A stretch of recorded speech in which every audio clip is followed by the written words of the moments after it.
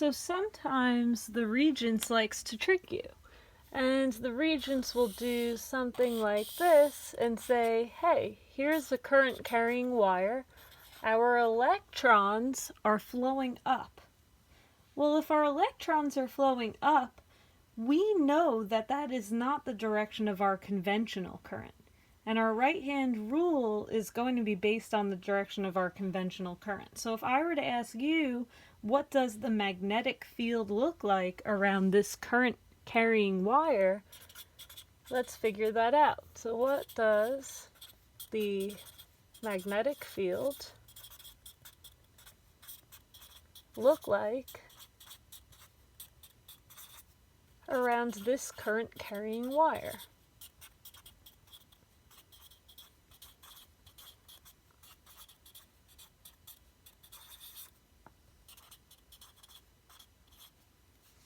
Well, the first thing we need to do is we need to ask ourselves, which direction is the direction of conventional current? If electrons are flowing up, we know that conventional current is going down. So if conventional current is going down, this is going to become really easy for us, because using our right-hand rule, I'm going to point my right thumb down, and I see that on the left-hand side of this wire, the field is going into the page, which I'm going to represent with my X's. And on the right side of the wire, my fingers are coming back up around this wire, meaning that the magnetic field lines are coming out of the page over here. And we should label that B to represent our magnetic field. Okay, so really our magnetic field around this current carrying wire is into the page on this side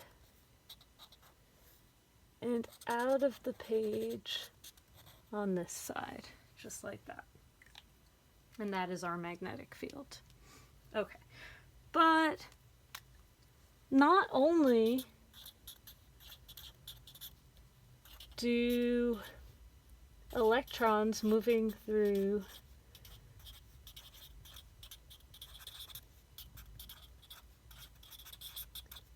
a conductor generate a magnetic field,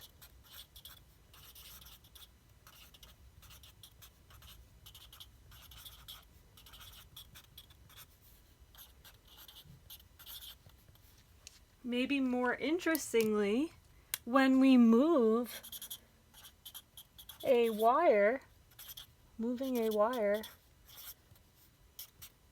through a magnetic field,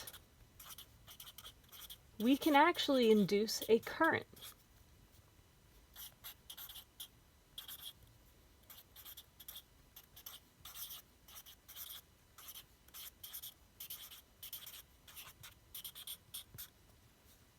Because anytime we move a wire through a magnetic field, or anytime we move a magnet through a coil, for example, we're creating a changing magnetic field.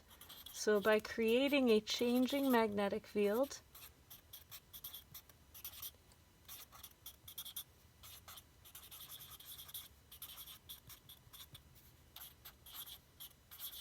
this yields an electric potential, in other words, a voltage.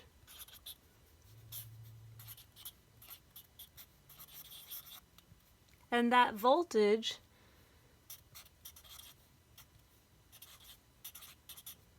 can bring about the flow of charge.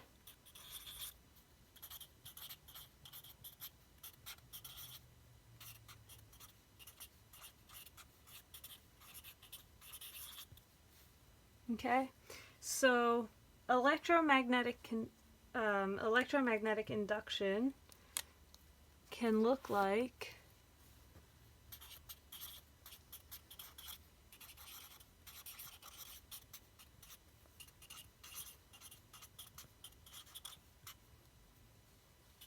moving a wire through a magnetic field, so through a stationary magnetic field,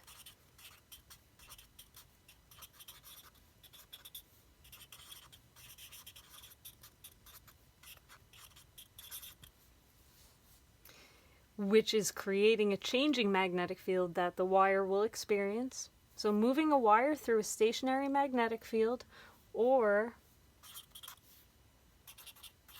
moving a magnet through a stationary coil.